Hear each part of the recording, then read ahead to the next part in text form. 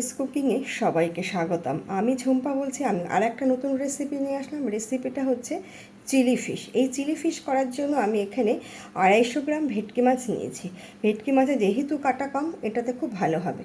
আচ্ছা, এই মাছগুলোকে কেটে আমি টুকরো টুকরো করে নুন হলুদ মাখিয়ে আগে থেকে রেখে দিয়েছিলাম।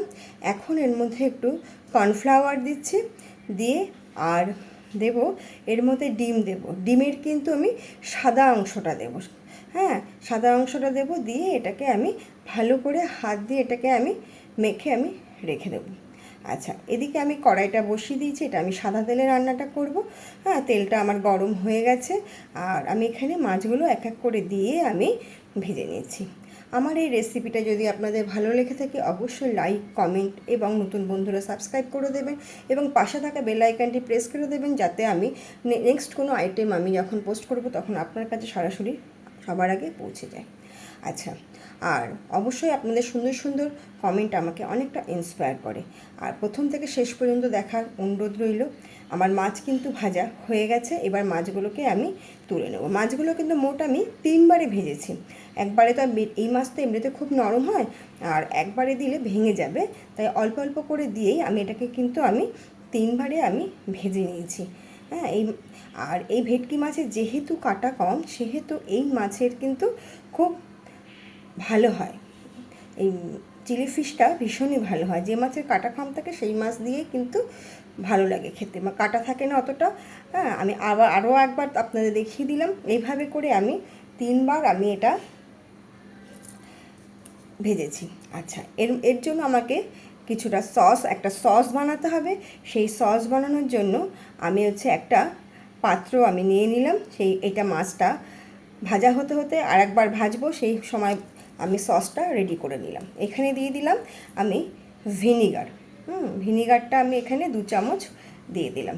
আর এইবার দেব আমি এখানে সয়া সস দেবো। সয়া সসও আমি এখানে দিয়ে, আর একটু কালারের জন্য এখানে এই সয়া সসও 2 চামচ দিলাম।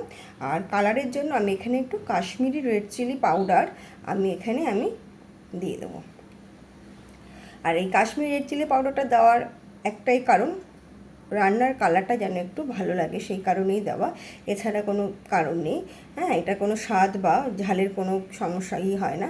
আর এখানে দিয়ে দিলাম টমেটো সস, বেশ কিছুটা টমেটো সস আমি এখানে অ্যাড করে দিলাম। দিয়ে সসটাকে আমি রেডি করে দিলাম। আমি লবণ দেবো না এখানে, কারণ এই প্রত্যেকটা সসের মধ্যে কিন্তু লবণ একটা থাকে, সেই কারণেই আমি দেবো না। আচ্ছা, এদিকে মাছ ভাজা হয়ে গেছে। আমি কড়াইয়ে তেল ছিল, সেই তেলের মধ্যেই এখানে প্রায় 14 কোয়া মতো রসুন নিয়েছি। সেই রসুনটাকে ভেজে নিলাম। নিয়ে আমি এখানে এরকম 14-15টা কাঁচা লঙ্কা আমি কুচিয়ে দিয়েছি। আমি রান্নাটা সম্পূর্ণ কাঁচা লঙ্কায় করব। কাঁচা লঙ্কাটা যেই ভাজা হয়ে যাবে তখনই আমি দিয়ে দিলাম একটা ক্যাপসিকাম। আর এখানে 4টে বড় সাইজের পেঁয়াজ আমি কেটে এরকমভাবে বড় বড় করে নিয়েছি। নিয়ে আমি দিয়ে দিলাম। দিয়ে যে একটু নরম হয়ে যাবে তখনই আমি এই সসটা এর মধ্যে আমি দিয়ে দেব। দিয়ে এটাকে আমি নাড়াচাড়া করব। করে নিয়ে আমার যে সসের বাটিটার মধ্যে, যেটা মধ্যে সস রেডি করেছিলাম, এই বাটিটার মধ্যে একটু জল দিয়ে, জলের মধ্যে কিন্তু আমি অ্যারারুটটা এখানে আমি গুলে দিয়েছি, সেটা দেখানো হয়নি। দিয়ে এটাকে জলটা আমি কিন্তু ঢেলে দিলাম।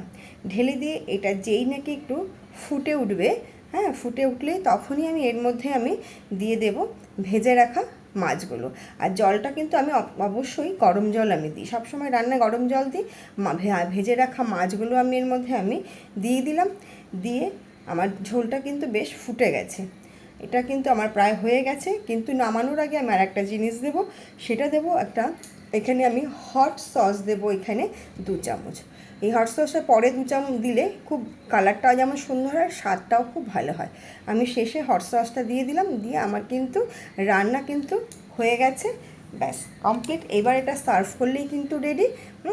এটা হচ্ছে চিলি ফিশ। এটা কিন্তু ফ্রাইড রাইসের সঙ্গে, পোলাওয়ের সঙ্গে খুব ভালো লাগে। আমি কিন্তু পোলাওয়ের সঙ্গে এটা করেছিলাম। হ্যাঁ, ভীষণ টেস্টফুল একটা খাবার। আপনারা অবশ্যই বাড়িতে এই রান্নাটা করে দেখবেন, দেখবেন কতটা সুন্দর এবং টেস্টফুল একটা রেসিপি।